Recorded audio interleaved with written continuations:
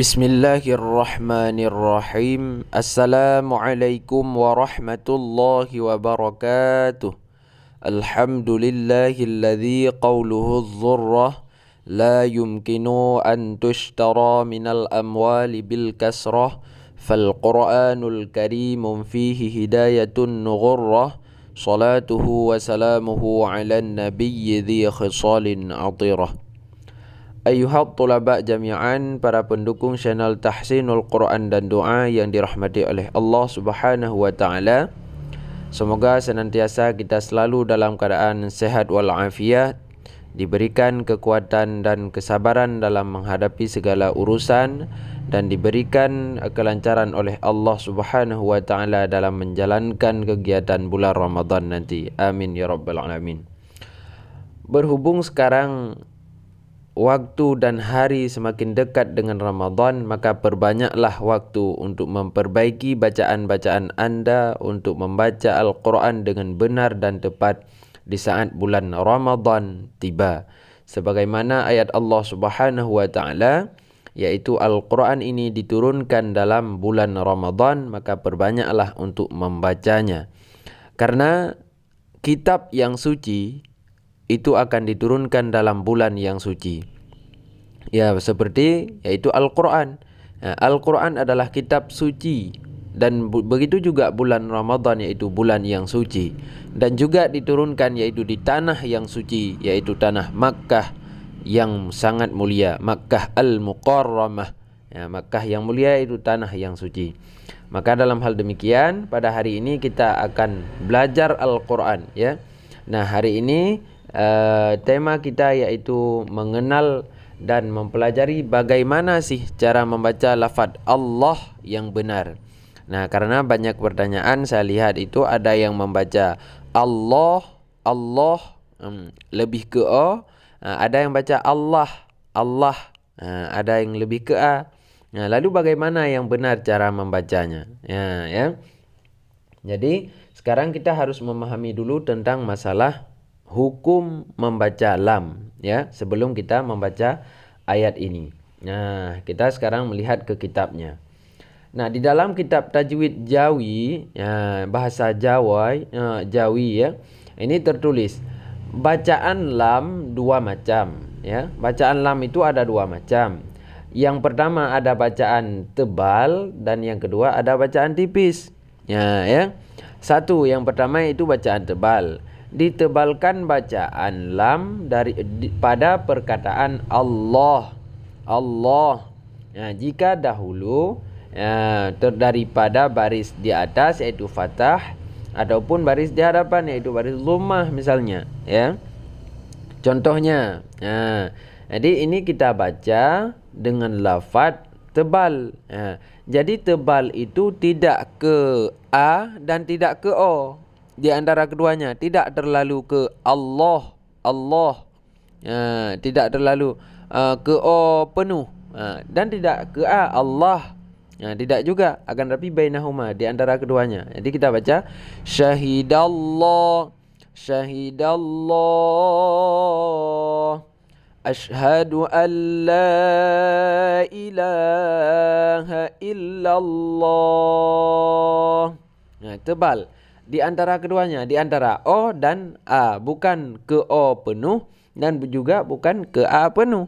Itu makna tebal di sini. Karena dalam bahasa Arab itu tidak ada O, yang ada A. Tapi di saat A itu sudah tebal, maka dia lebih miring kepada O, tapi bukan O. Ya, itu yang sering berdebat antara orang Sumatera dan orang Jawa. Orang Jawa bilang ro. Orang Sumatera bilang ra.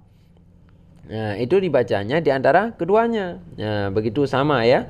Lam dengan ra itu ada dua bacaan. Ini kita baca syahidallah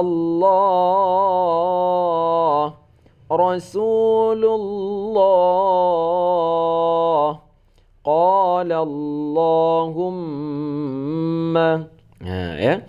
Dan ada bacaan juga yang tipis. Ini kalau yang tipis, contoh ini tipis, ya, ditipiskan bacaan lam pada perkataan Allah juga. Jika dahulu daripada baris di bawah. Dan ditipiskan bacaan sekalian lam yang lain daripada Allah. Contoh misalnya Allah, tapi di belakangnya itu baris kasrah, ya, bukan baris dhammah dan bukan baris fathah. Maka kita baca bismillah. Ini jelas dengan a, la, l a, la. Kalau tadi bukan ke a dan bukan ke o, akan tetapi di pertengahan. Itu untuk memahami lafaz Allah. Kita baca Bismillahirrahmanirrahim. Ini juga wa wassalna lahum la, ya. Kalau tidak didahului wa wassalna lahumul qawlu. La, dasarnya la. Akan tapi kalau dilafaz Allah, itu baru menjadi tebal, ya. Ini la dasar, dia itu tetap baris fathah. Jangan sampai kita baca lahumul, itu salah, ya. Nah, untuk contoh lainnya kita lihat di contoh ini. Ini juga termasuk membahas tentang hamzah wasal di lafaz Allah. Dia itu gugur saat di pertengahan lafaz. Contoh, ini kita mulai misalnya. Kalau kita mulai, maka dia itu tetap dibaca. Kita baca Allahu la ilaha illa huwal hayyul qayyum. Allahumma rabbana anzil alaina. Allahumma rabbana anzil alaina ma'idatan minas sama'i